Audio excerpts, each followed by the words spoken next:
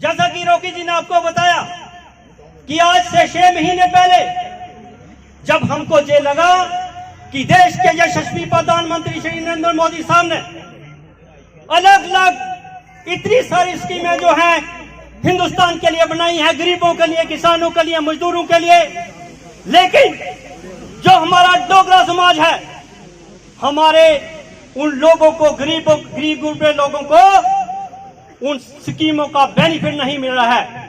तो हम बैठे इस डाक बंगला के अंदर, हमने सोचा कि इसकी वजह क्या है। जब वजह ये पाई कि हमारे लोगों के पास मालिकाना हक नहीं है। जब पटवारी के पास जाते हैं, तहसीलदार के पास जाते हैं, वो कहते हैं जी आप अपनी जमीन की नकलें लाइए, ये करिए वो करिए, लेकिन कहां से लाएं, क्योंकि हमारे पास तो मालिकाना हक ही नहीं है। साथियों, एक संकल्प लिया हम लोगों ने, सभी डोगरा लोगों को जगाएंगे, एक मंच पर लाएंगे और सभी अपने अधिकारों की लड़ाई लड़ेंगे। और बीच में चलते चलते हाई कोर्ट का ये परफॉर्म जो सामने आया, ये अध्यादेश के सामने आया कि वो स्टेट लैंड जो खाली कराई जाए, इसका भी हमने विरोध किया। वो विरोध किस हद तक किया, हम कहते हैं जो बड़े मगरमच्छ हैं उनको पकड़िए, लेकिन उससे पहले ये साबित करिए कि लैंड ग्रैबर है कौन है। जिन लोगों को उनके दादा परदादा ने जमीन दे रखी है वो कभी लैंड ग्रैबर नहीं हो सकता।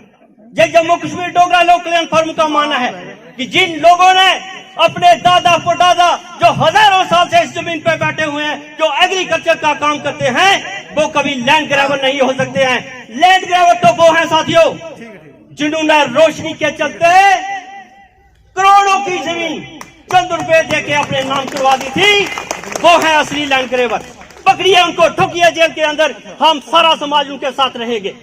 लेकिन मेरा गरीब भाई, मेरा किसान भाई अगर वहां हल चलाता है, वहां खेती करता है, अपने बच्चों का पालन पोषण करता है, अपने परिवार के लिए अन्न उगाता है, वो इस देश के लिए अन्न उगाता है, कभी भी उसको छेड़ा नहीं जाना चाहिए। और अगर छेड़ा गया, जम्मू कश्मीर डोगरा लोक कल्याण फोरम इन सब लोगों के साथ मिलकर इतना बड़ा जहां जुलूस निकालेगी, इतना बड़ा विरोध निकालेगी कि एलजी प्रशासन को वो विरोध झेलना पड़ेगा और उसका इंजाम बहुत गलत होगा। के पास है जितनी भी है उसको उसका मालिक घोषित किया जाए।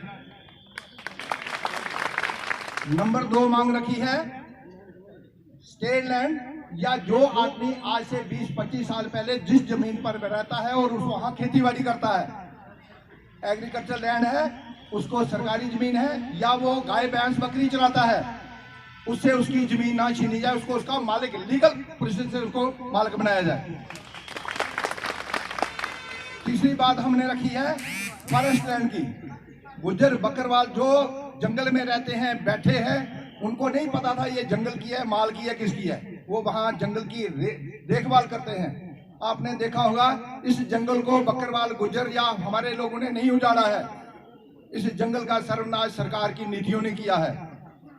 सरकार की गलत नीतियां थी जिसकी वजह से जंगल आज बर्बाद हो गए हैं। गुज्जर बकरवाल कभी जंगल का नुकसान नहीं करेगा, क्योंकि वो बकरी कहाँ चराएगा अगर जंगल का नुकसान हो जाएगा। तो हमारा ये मांग है कि गुज्जर बकरवाल जिस जगह पर रहता है उसको उसका हक दिया जाए, और जो एसटी की फाइलें गई हुई हैं डीसी ऑफिस में, एडीसी ऑफिस में, उनको जल्दी से जल्दी क्लियर किया जाए। और लास्ट मांग है हमारी, जो लोग 65 में 47 में माइग्रेट होकर यहाँ से कैंपू में चले गए थे, फिर वापस आए थे, जो पीओके के रिफ्यूजी या कश्मीर से जो डिस्प्लेस हुए हैं, जो उनको फैसिलिटी मिली है, जो उनको मुआवजा मिला है, जो उनकी फैसिलिटी है, वो सारी की सारी फैसिलिटी इन लोगों को भी दी जाए। बात ऐसे है कि हमारी ये लड़ाई नहीं कि हमें जमीनें खाली करनी है, प्रश्न चिन्ह खड़ा हो रहा है कि आज हमें जमीनें खाली करनी है। डोगरा समाज की ये लड़ाई ही नहीं है हमें जमीनें खाली करनी है। हमारी लड़ाई है जिस कानून के तहत जो रिफ्यूजी भाई पीओजेके से शम एरिया से आए थे, जैसे उनको मालिकाना हक मिला है 48 कनाल का, हमारा भी डोगरा समाज, चाहे वो शम का हो, चाहे वो पुकरनी का हो, चाहे मल्ला का हो, किसी भी क्षेत्र का हो, हमारे भी घर चले हैं।